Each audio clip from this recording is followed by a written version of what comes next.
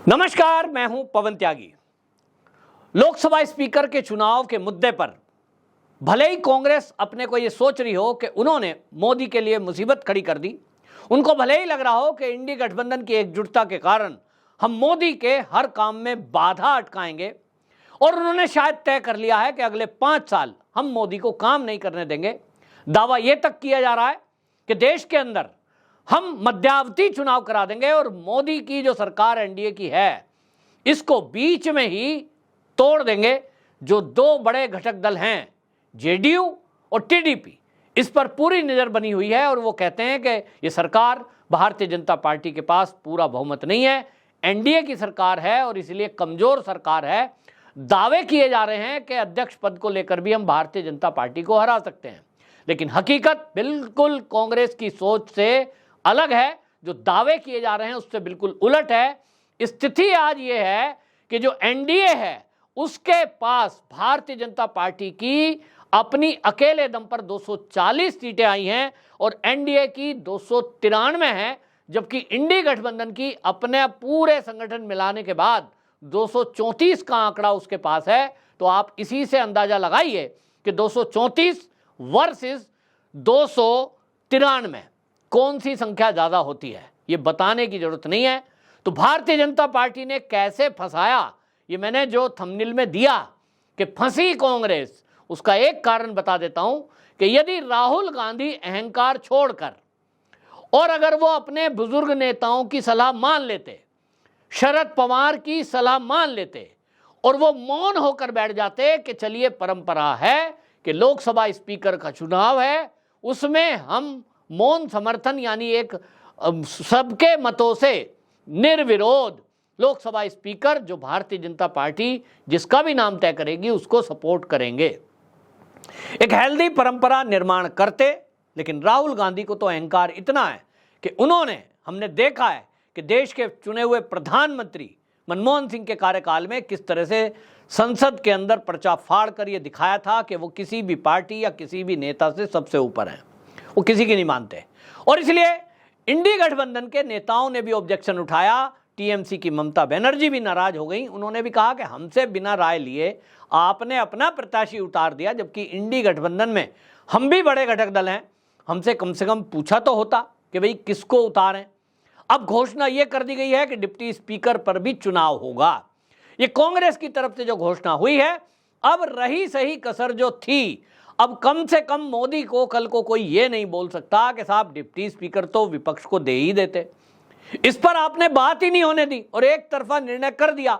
यानी कांग्रेस, इंडी गठबंधन के जो घटक दल हैं, उन बाकी पार्टियों को भी ये दिखाने की कोशिश में है कि हम फुल पावर में हैं, हम जो करें वो ही सही, हम जो कहें वो ही सही, आपको पीछे आके हमारे खड़े होना ही पड़ेगा। सोनिया गांधी की जिंदाबाद करनी ही पड़ेगी, सोनिया गांधी नेतृत्व करेंगी और आपको पीछे खड़े होकर, साइड में आजू बाजू होकर नारे लगाने पड़ेंगे। हम निर्णय करेंगे क्योंकि हम 99 हैं। ये जो अहंकार है, ये अहंकार किसी से ना तो राय कर रहा है, ये अहंकार के कारण ही ना वो किसी बुजुर्ग नेता की राय मान रहे हैं। इतना भर भी कि आप सोचिए, शरद पवार इंडी गठबंधन में सबसे सीनियर हैं, उनकी भी राय नहीं ले रहे हैं, उनकी भी सलाह को नहीं मान रहे हैं और फैसला कर दिया कि स्पीकर और डिप्टी स्पीकर पर हम चुनाव में अपना प्रत्याशी उतारेंगे। अब अपना प्रत्याशी उतार रहा है इंडी गठबंधन, राहुल गांधी सारे फैसले ले रहे हैं, सोनिया गांधी सारे फैसले ले रही हैं, लेकिन ये फैसले आत्मघाती सिद्ध हो रहे हैं क्योंकि जीत अब निश्चित समझ लीजिए कि भारतीय जनता पार्टी का, एनडीए का जो प्रत्याशी है, भाई स्पीकर के लिए तो ओम बिरला का नाम तय हो ही चुका है। डिप्टी स्पीकर पर कौन होगा? क्या एनडीए के घटक दल का कोई व्यक्ति होगा, टीडीपी से कोई होगा, जेडीयू का कोई होगा, या उस पर भी भारतीय जनता पार्टी अपना ही कोई कैंडिडेट उतारेगी? क्योंकि अब तो चुनाव है। तो संजय राउत ने पहले कहा था अगर टीटीपी से कोई उतरता है तो टीडीपी का हम समर्थन कर रहे हैं। अब इसका मतलब यह हुआ कि जो शिवसेना उद्धव ठाकरे है वो तो पक्का कह चुके कि भाई हम जो है, अगर टीडीपी का होता है डिप्टी स्पीकर, हम उसको सपोर्ट करेंगे। एक हो गया।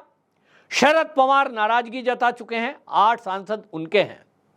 ममता बनर्जी की तरफ से भी बयान आ गया है, अभिषेक बनर्जी का बयान आ गया है कि हमसे राय नहीं ली गई, इसका मतलब 34, अब वो जो बाकी सब मिला करके 34-35 सांसदों की संख्या इंडी गठबंधन से कम होने जा रही है।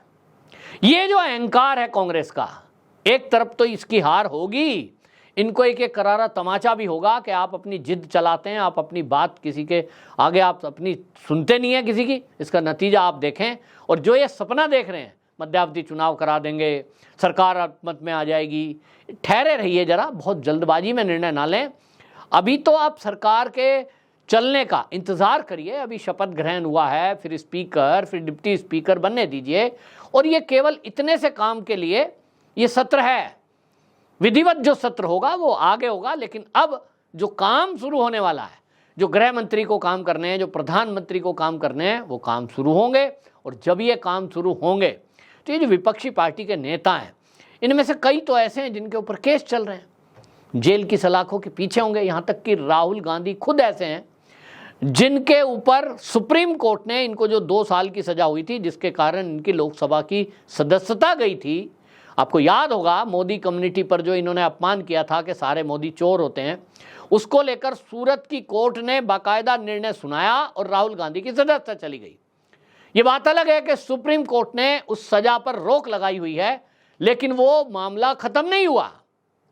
अब क्योंकि बीच में चुनाव आ गया, चुनाव के बाद इनको इस मामले में अब फैसला होना है, अब सुप्रीम कोर्ट में उसकी सुनवाई होगी। ये तो पक्का मान रहा हूं कि वो 2 साल की सजा तो नहीं होगी, सजा को कुछ कम कर दिया जाएगा, लेकिन इतना सुप्रीम कोर्ट में नहीं हो सकता कि वो जो 2 साल की सजा है उसको शून्य कर दिया जाए। 2 महीने भी अगर हुई, ये 2 महीने भी राहुल गांधी जेल में रहा तो इसको नानी याद आ जाएगी, जिसको हिंदी में कहते हैं।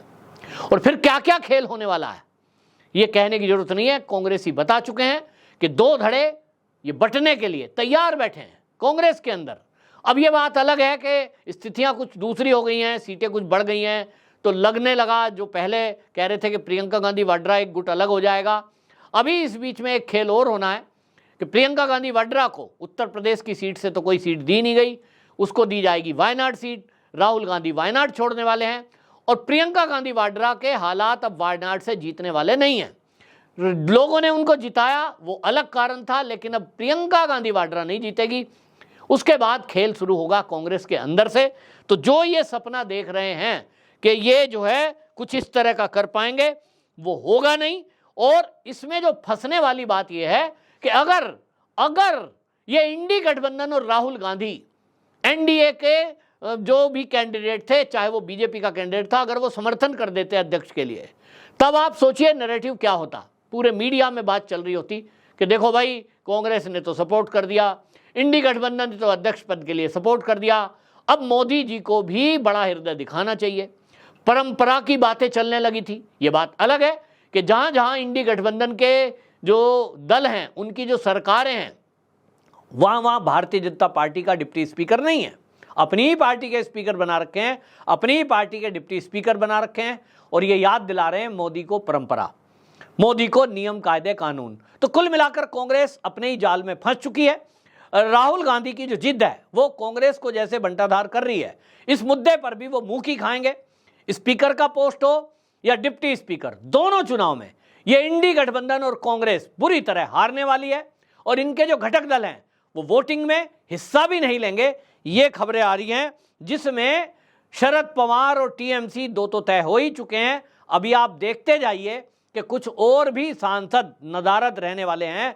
कम से कम डिप्टी स्पीकर में तो बड़ा खेल होने वाला है, और एनडीए की इसमें क्लियर कट जीत होने वाली है। इनको ये पता लग जाएगा कि जिस मोदी को आप कमजोर पीएम बताने की कोशिश कर रहे हो, वो कमजोर है नहीं, आप केवल एक नैरेटिव गढ़ने की कोशिश कर रहे हो जो नहीं चलता।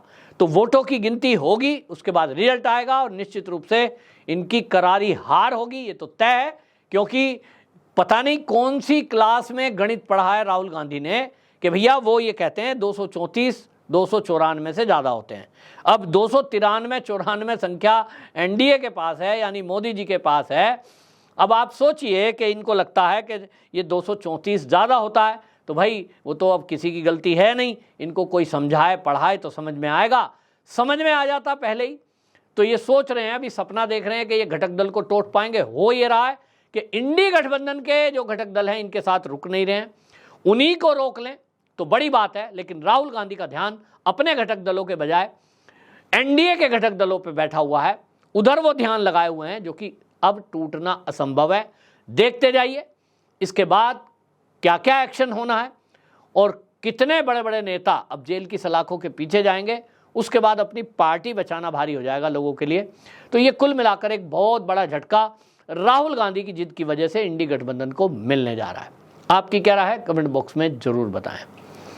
वंदे मातरम।